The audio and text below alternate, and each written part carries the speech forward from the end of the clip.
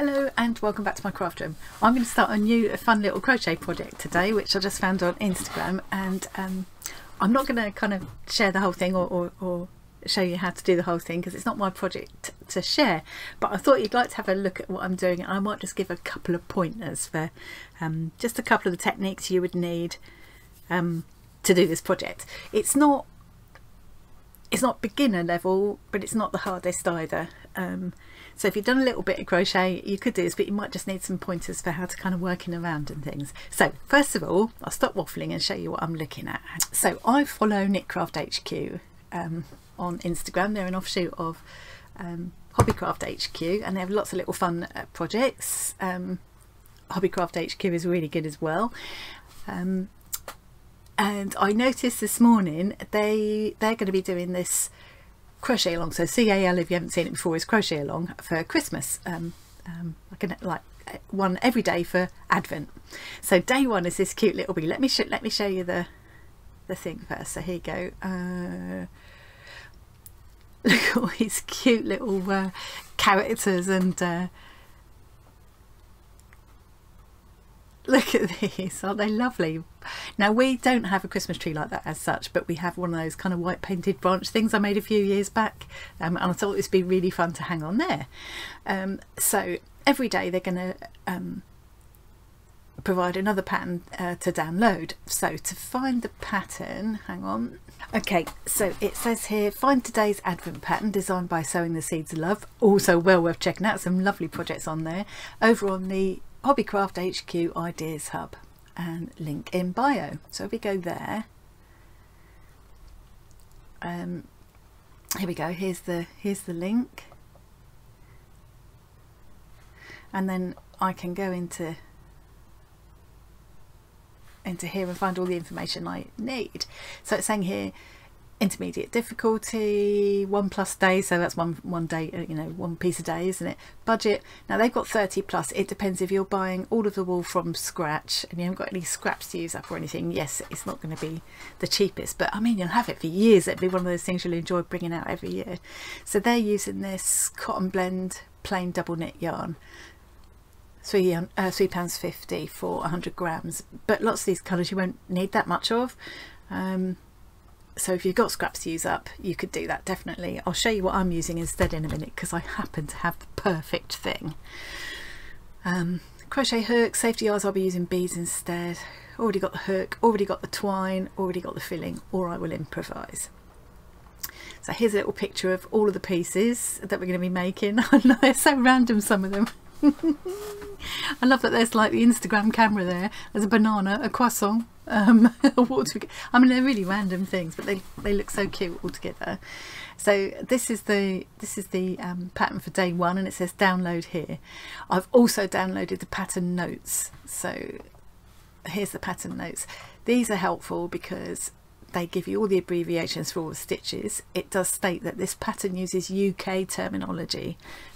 I'll include in my description box a little simple conversion, like a little conversion for US terms for these basic stitches here. And for the special stitches like bobble stitch and puff stitch and picot, they give you instructions for those.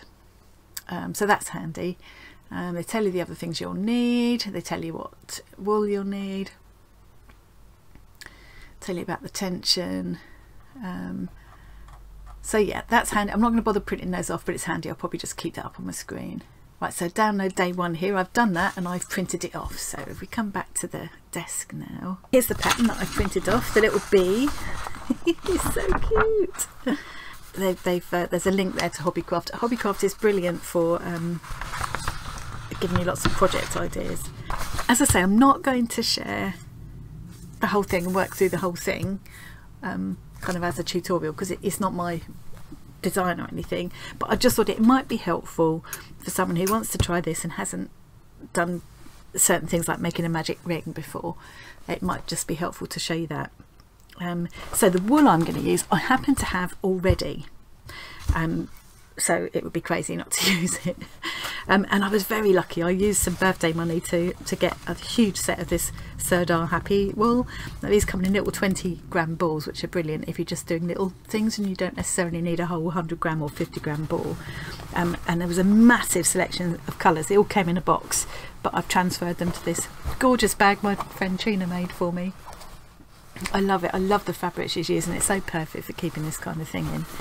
So for this first one, this day one of my crocheted advent, I'm going to need, I've picked out the brighter yellow, black, a little bit of red for the hat. Oh, I'm going to need white in a while, but that'll be after I've done the body. And then I'm going to use this kind of very pale grey blue grey for the wings. So I'm ready to get started. I've got my wools, I've got my pattern, I've got some stitch markers, we'll come to those in a minute, and I've got a 3.5 crochet hook, which is what they suggest to keep you want the tension fairly tight for a project like this, because you're going to stuff it. You don't want the stuffing showing and things, you need it fairly firm. I did mention the other day I've been doing a beginner friendly crochet project. You can find it if you look in my crochet tutorials playlist, you can find it, and it's just making these, I've been calling it not a paper chain. Really simple, great way for, you know, if you're an experienced crocheter and you've got loads of scraps to use up, is a great way to do it.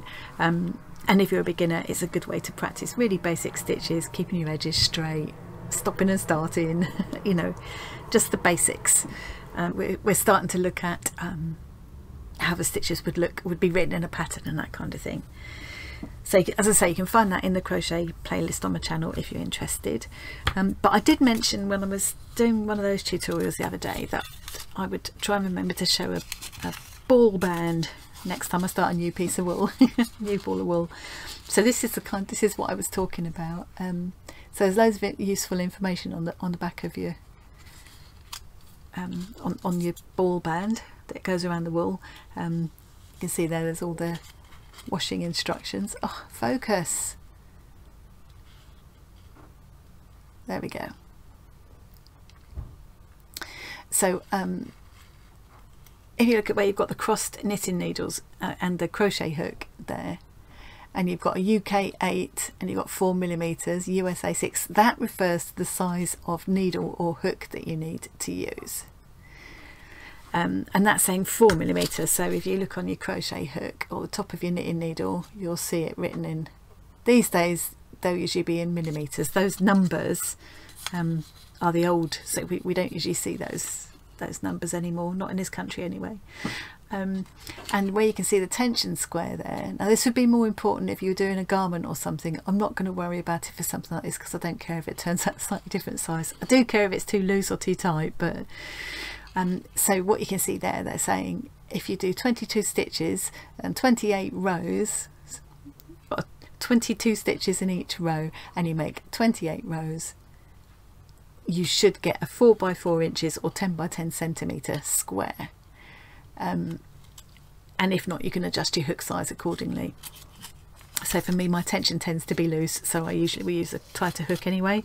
And in this case, for double knitting with this pattern, on the pattern notes that I downloaded, they say to use a 3.5mm hook, and they say that you should keep the tension fairly tight. So having said all that, I think I'm ready to get started. As I said before, I'm not going to show this whole thing because it's not mine to share. I'm just going to do the first couple of rounds, show you how to make a magic circle or magic ring. I'll do the first couple of rounds just to show how you would kind of follow the pattern and how to use a stitch marker. I know this will be sucking eggs to anybody experienced in crochet, but if you've not done it before, no one knows. If no one tells you, you won't know. So here we go. So I'm going to make the magic ring first. So this is written, and it tells you this in the pattern notes that I've downloaded, what all these abbreviations mean. So MC is magic circle. You sometimes see that written as MR, magic ring, which is what I tend to call it. My camera froze up then, I'm not sure what's going on. Hopefully it's been working. So I'm going to put my working yarn, my ball, off to the left there, and I've got the tail coming towards me, and I take 2 fingers like that, and I leave quite a long tail perhaps 6 inches, 15 centimetres, longer than it needs to be probably, but I just find it easier. And I just lay the yarn across my fingers like that, and bring it up around and back over like that to make an X shape.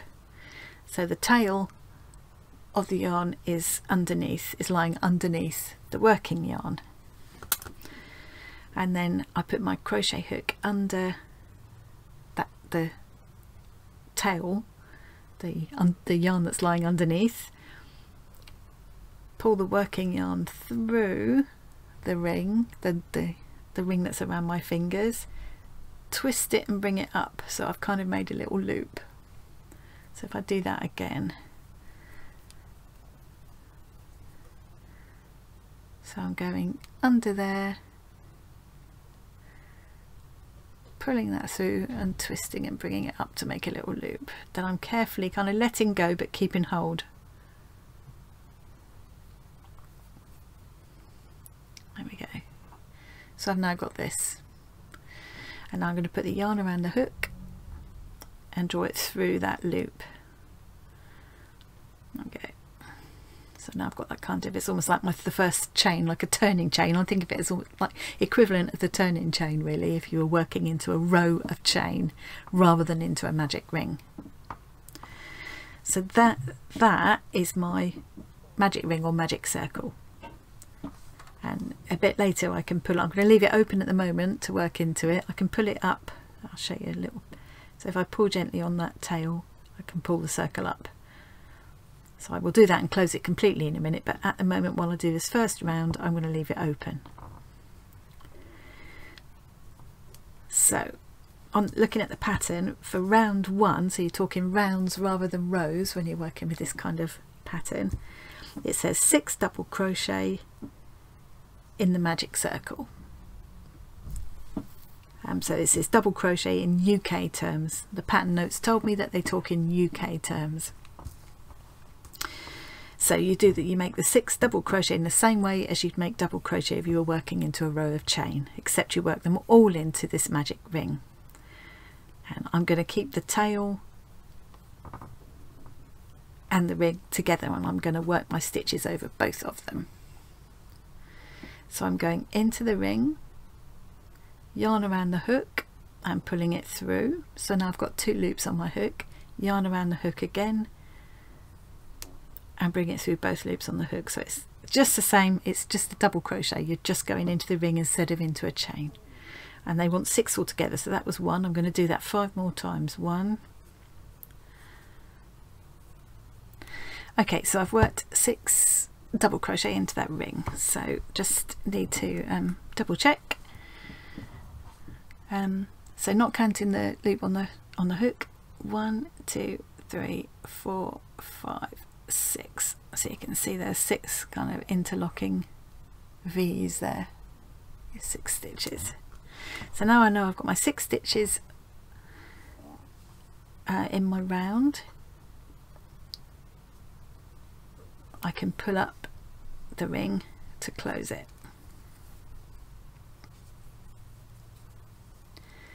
There we go. And this is where I'll use a stitch marker. Oh. So like either a little clippy one or one like this, and I'll just pop that through that last stitch that I've made, so that I know when I get to the end of the round, because it's not obvious like when you're working in straight rows, it's obvious when you're getting to the end, but in rounds it's not always obvious. And when they're really small rounds like this, it's fine, you can count, but as soon as it gets much bigger I lose myself, so it's really important to use those stitch markers. I'll just show you round 2. So with round 2, looking at the pattern, it says in square brackets, it says 2 double crochet into next stitch, and then it close square brackets, and then it says 6 times. So that means you do whatever it says in the square brackets 6 times.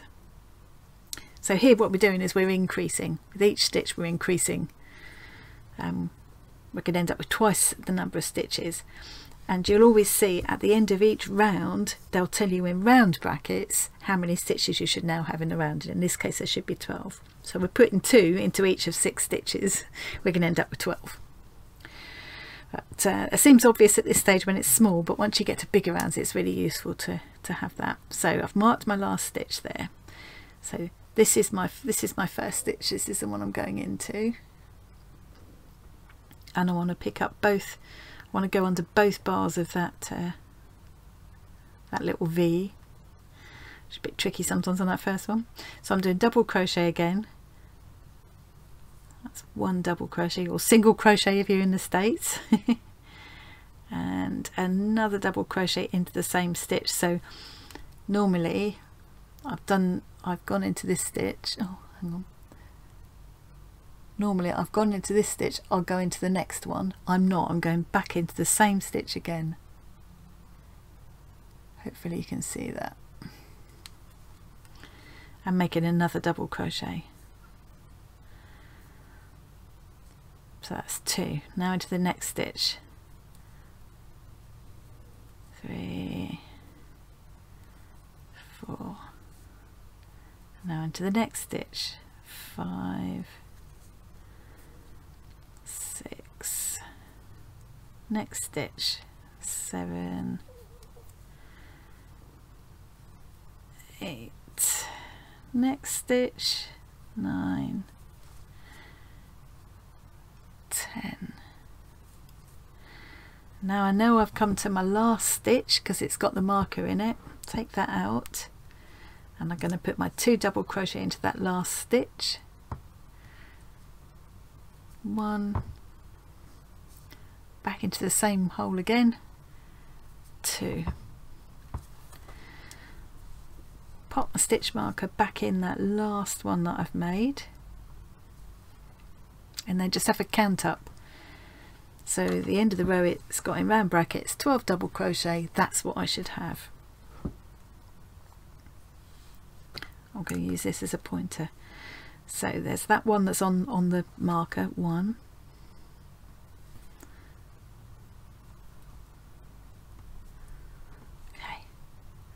1, 2, 3, 4, 5, 6, 7, 8, 9, 10, 11, 12. So I know, oh, it stopped again. I don't know what my camera's playing at here. I don't know what's happening. Hopefully it hasn't been stopping and starting the whole way through. So I know I've got 12 on my in my round now, and the next one is telling me to go 1 double crochet, comma 2 double crochet into the next stitch. Now that can be confusing. I know when I first ever looked at anything like this, I thought, well, what do they mean 1 double crochet, 2 double crochet into the next stitch 6 times? I do 1 and then 2 into the same stitch. What does that mean? But it doesn't. It just means you do 1 into the next stitch, 2 into the one after that, and you do that 6 times. So I'm going to go, so this is my next stitch, 1 into that stitch, and now 2 into the one after, 1, 2. I've got to repeat that sequence 6 times. So 1,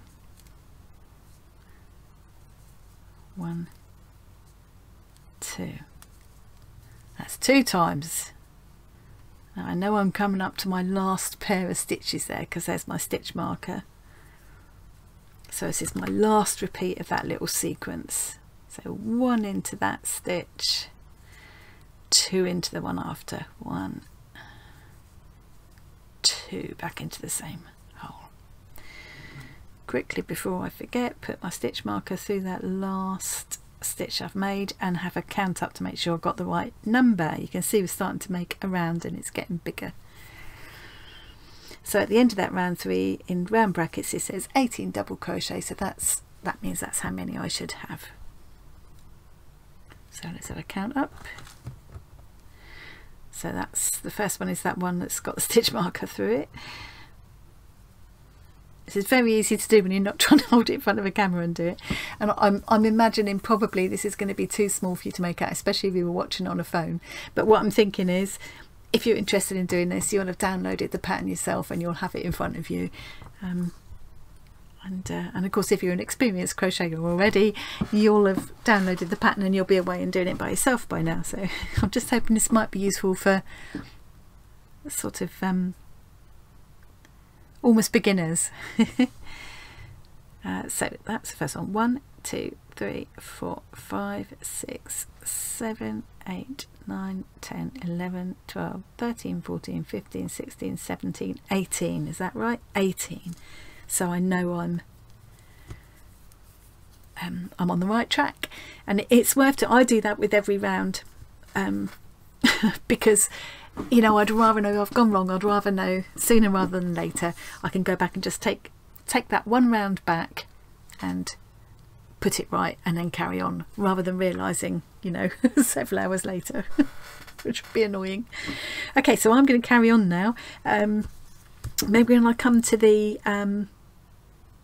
because we'll come to decrease again in a bit to bring the body, because so we're gonna increase and increase to make the fat little body, and then we'll have to decrease again to come back to the other end of the body. So when I come to the decreasing, I'll come back and show you then. Right, so I've finished increasing for now. So I've done round 6, and I've checked that I've got 36 stitches in my round. The next instruction is to insert safety eyes, which I'm not doing, and then change to black. And round 7 to 8 are just 1 double crochet in each stitch around, so we're not going to be increasing now. So I just thought this is just a little this is how I do the changing colour bit. So I've got my black ready. I've got my working yarn off to the left. I know I'm gonna do these couple of rounds, and then I'm changing back to yellow again. So I'm just going to do double crochet. I've got my black thread ready. I'm going to go into this next stitch here, but instead of pulling through, and it's still double crochet, instead of pulling through the yellow wool, I'm just going to pull in the black. What I'm going to do now, instead of just leaving the yellow end dangling, I'm going to just hold it alongside these stitches that I'm working into and kind of weave it in as I go, so I haven't got to bother picking it up again in a minute. It will just be there. I won't have any if I just left it there dangling and then picked it up again in a minute when I want it, there'd be a kind of a line across the work. Or if I did if I finished it off and then started it again, I'd have 2 more ends to sew in. So what I'm going to do is carry it along with me. So let me show you what I mean. It's easier to show than say sometimes. Right, so I've pulled through the black instead of the yellow in that first one, and now I'm yarn around hook and through both loops on the hook again, like I would usually do. So now I'm working with the black, but I'm keeping hold of that yellow and just running it alongside those stitches of the previous row. So for my next one, I'm just going to do 1 double crochet in each stitch of this round. I'm going to go into that next stitch on the previous round, and I'm also going under the yellow and working yarn there, and then just completing the stitch as usual. And same again and again. So it's not difficult to do, and it doesn't show on the outside. But it will just be still, I'm kind of carrying it along with me, so when I change back to the yellow again in a couple of rounds, it will just be there. I'll just swap over again. And you can do that when you're bringing in new colours anytime, and just you can weave in all the ends like that. And if it's a flat piece of work, you can do that and save you having to weave lots of ends in afterwards. In this case, because it's going to be stuffed and sewn up, I'm just going to put the ends inside the body and lose them that way, so it'll be easy, so I'm not going to worry about that. But yeah, for the colour that I'm going to be picking up, because I know I'm going to be picking up this yellow again in a minute, I might as well keep it with me. So that's what I'm doing. Right, we're back in a minute. Hope that's making sense. You know, if I ever say anything that isn't making sense, just ask me a question in the comments or in the Facebook group. And if I can't help you, somebody else will jump in, I'm sure, and help you out. Right, so now I can show you what I mean. So if I'd have left the yellow just dangling Imagine this was the yellow, and now I'm ready now to start back on the yellow again. I'd have had to bring it across like that, and it would have left a big loop on the outside, or I'd have had to bring it on the inside, or start it again and have an end to weave in. Whereas as it is, I've carried it all the way along with my black, and it's right here. So now I'm ready to change back to the yellow. So untwist it. I can just mark my last stitch of my last row. I can go into the first stitch of this next row and just pick up the yellow and bring it through instead of the black. And then, because I know I'm going to be using I'm going to be doing another black stripe, I'm going to carry the black along with me this time. Okay, so I have come to the end of round 12. I've got 36 stitches still in my round, and you can see that where we increase and increase and increase to create this circle. Then we started doing just one stitch in each stitch of the previous row, so it didn't carry on coming out, it started shaping up. And now we're going to finish the black, go back to the yellow and start decreasing to bring that body shape in again. So because I'm going to fasten off, I'm going to snip off my black thread, and I'm just going to fasten off, I'm just going to put the yarn around the hook and just pull it through like that. And I can just bring that to the inside and hide it in the body in a minute. And now I'm going back to the yellow. So I've left a stitch marker in that last stitch of the row I'm on, and I'm now going to pick up the yellow. So that last stitch went into this one. I hate working into black, you can't see it very well, especially on camera. And I'm going to find the next hole here and start going back to yellow again. So and I just want to quickly show you this decreasing thing, because then I've got to go and get dinner ready, and I'll come back and finish it this evening, and hopefully in a moment you'll see a picture of the finished bee. So I'm going back to my yellow, change the yellow, fasten off black, round 13. So I need to do 4 double crochet 2 together 6 times. So repeat that bit that's in the square bracket 6 times. So 4 double crochet, 1, 4, and now I'm going to crochet 2. I'm going to double crochet 2 together. So the way I do this, I go 1 as if I'm about to make the double crochet, but instead of now finishing the stitch, I go into the next stitch, pull the yarn through. I've got 3 in the hook, and I put the yarn round and put it through all 3 at once. So in effect now I've only got 1 double crochet where the 2 used to be. So I'm going to go into the first one, yarn around hook, pull it through, and I'm not going to complete that double crochet. I'm going to go into the next stitch, yarn around hook, pull it through. I've got 3 on the hook, yarn around the hook, pull it through all 3 at once. So that's how, but I'm going to unpick that last 2 because I only needed to decrease the once. So what we're going to be doing is 4 double crochet, then double crochet 2 together. 1, 2, 3, 4 double crochet, and now the next 2 I'm going to double crochet 2 together. So not finishing the stitch, going into the next one, yarn around the hook, put it through all 3 together. I'm going to keep going around the row like that, and at the end of the row I will have a quick count up. I should have 30 because it's got round brackets, 30 double crochet at the end of that round. I will need to go and stop and get my dinner on now, and I'll come back and finish this afterwards. I do think this is a really lovely free pattern project, so yeah, let me know, you're going to have a go at it. If you've got any questions at all, please do ask. I will do my best to help you. I do check the comments every day, or ask in the Facebook group. There's lots of people on there who would probably be able to help you out, and I will leave links to everything below. Good luck if you have a go. I can't wait to see how this turns out finished. It's going to be quite big. It's going to be, well, I suppose the size, a kind of medium size, like a bauble really. yeah, I was imagining a little dinky one. Like, so here are the ones that Emily makes, I showed the other day. So you can actually buy these on her Etsy shop, literally illustrations on Etsy. They're so cute. And I thought this was going to be dinky like that, and it's not. It's obviously going to be a lot bigger. I'm really going now. That was a bit ramshackle, I'm really sorry. I just couldn't resist sharing that with you because I just think it's such a fun looking project, a really nice design. I'll put a link to the designer on Instagram as well in the description box, because it looked like there are loads of stuff up there. Really fun projects, just the kind of thing I like to do. Okay, so thanks very much for joining me again, and I will see you again really soon. Bye.